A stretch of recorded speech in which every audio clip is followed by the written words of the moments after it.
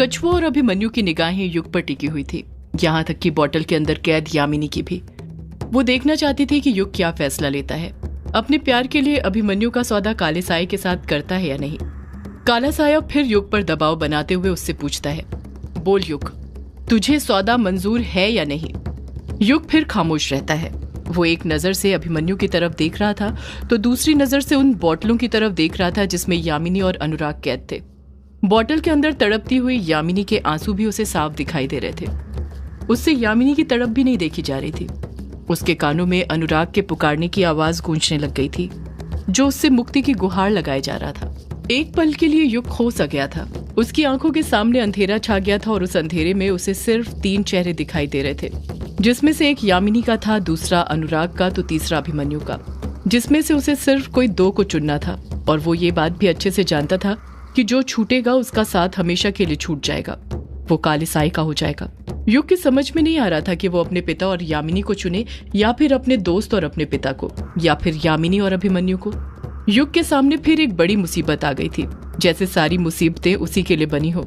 युग गहरी सोच में खोया ही हुआ था कि तभी वो काला साया युग की सोच को तोड़ते हुए डरावनी आवाज में गुस्से के साथ कहता है, बोल युग, सौदा मंजूर है या नहीं। युग दोनों बॉटल्स और अभिमन्यु की तरफ एक और बार गौर से देखता है और फिर लंबी आहें भरने लग जाता है। इस बार युग की आंखों में एक चमक थी। उसकी आंखों की चमक को देखकर कोई भी बता सकता था कि उसने फैसला ले लिया था कि उसे क्या करना है। वो काला साया आखिरी बार युग पर दबाव बनाते हुए उससे पूछता है, बोल युग, तुझे सौदा मंजूर है या नहीं। युग उस काले साये की आंखों में देखते हुए धीरे धीरे कहता है, मुझे सौदा मंजूर है। जैसे ही युग ये बात बोलता है, वो काला साया कस कस कर हंसने लग जाता है। उसकी खौफनाक हंसी ग्रेवयार्ड कोठी के अंदर गूंजने लग जाती है। कछुआ और यामिनी भी युग का फैसला सुनकर दंग रह गए थे। उन दोनों ने भी कभी नहीं सोचा था कि युग अपने दिल के सबसे करीबी दोस्त का सौदा कर देगा, वो भी काले साये के साथ। अभिमन्यु खामोश था, जैसे उसे कुछ फर्क ही नहीं पड़ता हो। वो युग के साथ उसके हर फैसले में कदम कदम पर साथ था। वो काला साया डरावनी हंसी के साथ हंसी रहा था कि तभी युग उस काले साये को टोकते हुए कहता है, मेरी बात पूरी तो सुन ले, बात पूरी नहीं हुई कि तू चला जश्न मनाने। जैसे ही युग ये बात बोलता है, उस काले साये की हंसी कम होने लग जाती है। वो खामोश हो जाता है। युग अपनी बात पूरी करते हुए कहता है, मुझे सौदा मंजूर है और सौदा वही होगा जो पहले तय हुआ था, पुराना वाला सौदा। जैसे ही युग ये बात बोलता है, वो काला साया गुस्से में आ जाता है और वो गुस्सा उसकी पीली डरावनी आंखों के तेज को देखकर साफ समझा जा सकता था। काला साया चिढ़ते हुए कहता है, पुराना वाला सौदा मतलब तू अभिमन्यु का सौदा नहीं करेगा। युग हाँ में अपना सिर हिलाते हुए कहता है, हाँ, नहीं करूंगा मैं अभिमन्यु का सौदा, क्योंकि अभिमन्यु कोई चीज नहीं जिसका सौदा तेरे साथ करूं। वो दोस्त है मेरा और दोस्तों के सौदे नहीं करते, बल्कि उनके लिए सौदे तोड़े जाते हैं। जब कछुआ युग के मुंह से ये बात सुनता है तो उसके मन में भी युग के लिए इज्जत बढ़ जाती है। उसे इस युग में वही पुराना वाला युग नजर आने लग जाता है जिसका दिल पानी की तरह साफ था। युग की बात सुनकर उस काले साये को गुस्सा तो आया था, पर वो जानता था इस वक्त उसके लिए अभिमन्यु से भी ज्यादा कोई जरूरी चीज थी तो वो ताबूत था जिसके अंदर अनुराग का शरीर रखा हुआ था। उसे किसी भी कीमत पर जल्द से जल्द अनुराग का शरीर चाहिए था। उसे इस चीज का एहसास था कि कल ब्लड मून की रात है और अभी काफी काम है जो करने बचे हैं। उसे युग और उसके दोस्तों को ग्रेवयार्ड कोठी से जल्द दफा करना है। वो काला साया अपने आप पर नियंत्रण रखते हुए कहता है, ठीक है युग, जैसी तेरी इच्छा, तुझे पुराना सौदा करना है तो फिर वही सही।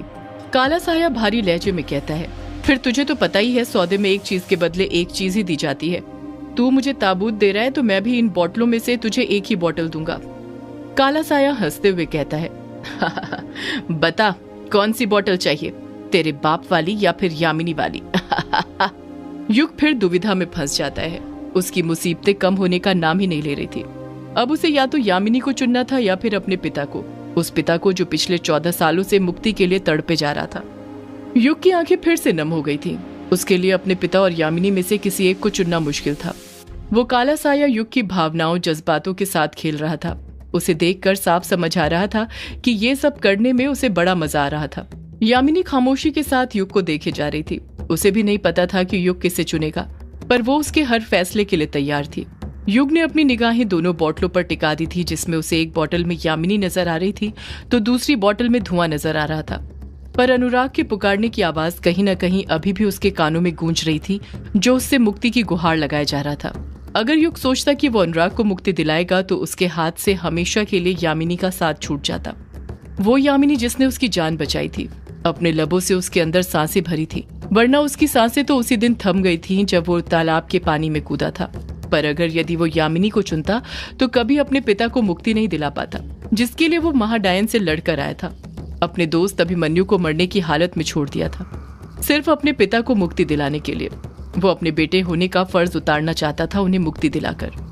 जैसे जैसे युग अपने पिता और यामिनी के बारे में सोचते जा रहा था, वो गहराई में डूबते जा रहा था। उसकी परेशानियां कम होने की जगह बढ़ती जा रही थी। काला साया फिर युग पर दबाव बनाते हुए डरावनी आवाज में कहता है, बोल युग, कौन सी बोतल दूं, यामिनी की या तेरे बाप की?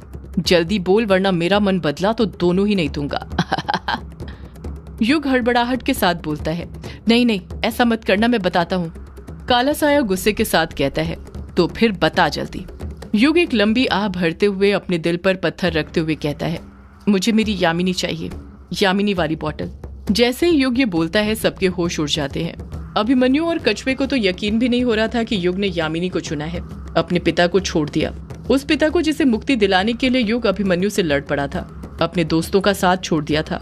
आज उसी पिता को छोड़कर युग ने यामिनी को चुना था, अपने प्यार को चुना था। युग का फैसला सुनकर यामिनी की आंखें भर आई थी। आज उसे पता चल गया था कि युग उससे कितना प्यार करता था, कि उसने उसके लिए अपने पिता को भी मुक्ति दिलाने से पीछे हट गया। आज यामिनी के सामने वो सारी बातें झूठी पड़ गई थी जो उसके बाबा ने उससे युग के बारे में कही थी। उन्होंने कहा था कि युग कभी उससे सच्चा प्यार नहीं करेगा, पर आज उसी सच्चे प्यार ने सारी सीमाएं पार कर दी थी। अपने पिता को छोड़कर यामिनी को चुनकर युग ने ये बात साबित कर दी थी कि वो यामिनी के लिए कुछ भी कर सकता है, दुनिया की बनाई सारी बंदिशों, हदों को तोड़ सकता है। वो काला साया युग का फैसला सुनकर जोर जोर से हंसने लग जाता है। उसकी हंसी में एक चालाकी थी। ऐसा लग रहा था जैसे उसे पहले से ही इस बात की भनक थी कि युग किसे चुनेगा। वो काला साया हंसते हुए ही कहता है, बिल्कुल सही फैसला लिया युग तूने, प्यार ही सब कुछ है। तेरा बाप तो पहले ही मर चुका है, उसे मुक्ति दिलाकर तू क्या करेगा? वैसे भी इंसानों को जिंदा चीजों से लगाव होता है, मरी हुई चीजों से नहीं। और फिर ये तो वैसे ही यक्षिणी है, इसकी तो बात ही अलग है। अगले ही पल वो काला साया जिस बोतल में यामिनी कैद थी, उस बोतल को आगे करते हुए कहता है, ये ले युग, और ताबूत मेरी तरफ करके सौदा पूरा कर। युग हड़बड़ाहट के साथ कहता है, पहले तू यामिनी को बोतल में से बाहर निकाल। मैं नहीं चाहता कि तू कोई भी मेरे साथ चालाकी करे जैसे तूने सौदा बदल कर करी है। वो काला साया हंसते हुए कहता है, युग, तुझे अभी भी लगता है कि मैं तेरे साथ कोई चालाकी करूंगा? अगर चालाकी करनी होती तो तुम लोगों के साथ इतनी बहस करके अपना वक्त जाया नहीं करता, यहीं पर मार देता एक बार में। पर कहा ना, हमारी दुनिया के कुछ नियम है, इसलिए छोड़ रहा हूँ। खून की रात तो ब्लड मून की रात है। अभिमन्यु काले साये की बातों को गौर से सुनते हुए मन में सोचने लग जाता है, ये काला साया बार बार ब्लड मून की रात को खून की रात क्यों कह रहा है? आखिर ये ब्लड मून की रात क्या करने वाला है? युग अपनी बात पर अडिग रहते हुए कहता है, मैंने कहा यामिनी को बोतल में से बाहर निकाल, तभी मैं ये ताबूत तेरी तरफ करूंगा। काला साया गुस्से के साथ कहता है, जब तू इस बोतल को ग्रेवयार्ड कोठी से बाहर ले जाएगा तब ये यामिनी खुद इस बोतल से आजाद हो जाएगी। युग कहता है, मैं कैसे तेरी बातों पर यकीन कर लूं? अब मुझे तेरी किसी बात पर यकीन नहीं है। काला साया हंसते हुए कहता है, तेरे पास मेरी बातों पर यकीन करने के अलावा कोई दूसरा रास्ता है? युग खामोश ही रहता है, कुछ नहीं कहता है। अपनी शक्तियों का यूज करने का सोचता तक नहीं है, क्योंकि वो काले साये से लड़कर फिर से अभिमन्यु और कछुए की जान को खतरे में नहीं डालना चाहता था, इसलिए वो चुप खड़ा रहता है। वो काला साया युग की आंखों में देखते हुए उस पर दबाव बनाते हुए कहता है, मैंने कहा ताबूत मेरी तरफ कर। उस काले साये के इतना कहते ही युग उस ताबूत को छूने लग जाता है। वो देखता है कि ताबूत के आसपास हल्का हल्का धुआं जमा होने लग गया था। युग जैसे ही अपने राइट हैंड से ताबूत को छूता है, उसे ऐसा एहसास होता है जैसे उसकी उंगली पर सुई चुभी हो। युग झट से अपने हाथ उस ताबूत से दूर कर लेता है। जब वो अपना हाथ देखता है तो उसके हाथ के बीच के अंगूठे की बगल वाली उंगली से खून निकल रहा था। वो खून की बूंद झट से ताबूत के ऊपर गिर जाती है। जैसे ही वो खून की बूंद ताबूत पर गिरती है, काला साया हंसने लग जाता है। काला साया हंसते हुए ही डरावनी आवाज में कहता है, ब्लड मून होगा खूना खून, ब्लड मून होगा खूना खून। अगले ही पल काला साया अपनी निगाहें ताबूत की तरफ करता है और वो ताबूत अपने आप उसकी तरफ खींचा चला आता है।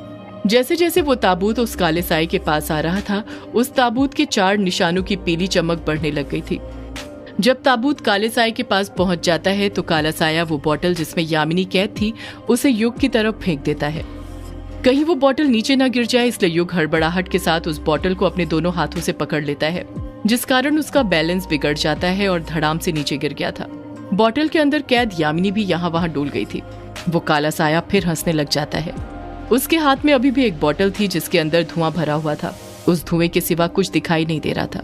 युग अपनी जगह पर से उठते हुए कहता है, अभी तो मैं जा रहा हूँ, पर अपने पिता को मुक्ति दिलाने के लिए मैं वापस जरूर आऊंगा। मेरी ये बात याद रखना, मैं वापस आऊंगा यहाँ पर। वो काला साया हंसते हुए कहता है, हाँ युग, तुझे तो वापस आना ही होगा। तेरे बिना ये ग्रेवयार्ड कोठी सूनी जो है। हम सब का अंश एक दूसरे से जुड़ा है। तेरे बिना काम कैसे होगा? तुझे तो आना ही होगा वापस। मुझे इंतजार रहेगा तेरा युग, इंतजार रहेगा। युग पलटकर कुछ नहीं कहता है, बस गुस्से के साथ उस काले साए को घूरते रहता है। वो काला साया हंसी रहा था कि उसकी हंसी के साथ ताबूत के आसपास धुआं बढ़ने लग जाता है। ताबूत के पास देखते ही देखते इतना धुआं बढ़ जाता है कि वो ताबूत दिखाई देना बंद हो जाता है, धुएं में ही लुप्त हो जाता है। और अगले ही पल जब धुआं गायब होता है तो उसके साथ ताबूत तो उस जगह से गायब होता ही है, साथ में वो काला साया भी वहां से गायब हो जाता है। वो काला साया ताबूत लेकर वहां से चले गया था। युग ने अपने हाथ में जो बोतल पकड़ी हुई थी वो हिलने लग जाती है, और वो बोतल कोई और नहीं बल्कि बोतल के अंदर कैद यामिनी हिला रही थी। उसे देखकर ऐसा लग रहा था कि उस काले साए के वहां से जाते ही उसका दम घुटने लगा हो, जिस कारण उसे सांस लेने में दिक्कत हो रही थी। युग तुरंत उस बोतल को लेकर ग्रेवयार्ड कोठी से बाहर जाने लग जाता है। उसके पीछे पीछे ही अभिमन्यु और कछुआ भी जाने लग जाते हैं। युग जैसे ही ग्रेवयार्ड कोठी से बाहर निकलता है तो जैसा कि काले साए ने कहा था वैसा ही होता है। वो बोतल कच से टूट जाती है, उसके कांच चारों तरफ बिखरने लग जाते हैं और उसी के साथ उस बोतल के अंदर से तेज सफेद रोशनी निकलती है। वो रोशनी इतनी तेज थी कि युग को कुछ दिखाई नहीं दे रहा था, यहाँ तक कि अभिमन्यु और कछुए को भी कुछ दिखाई नहीं दे रहा था।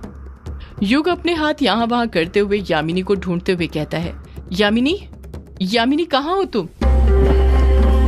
सदियों से है पुरानी ये है यक्षिणी की कहानी।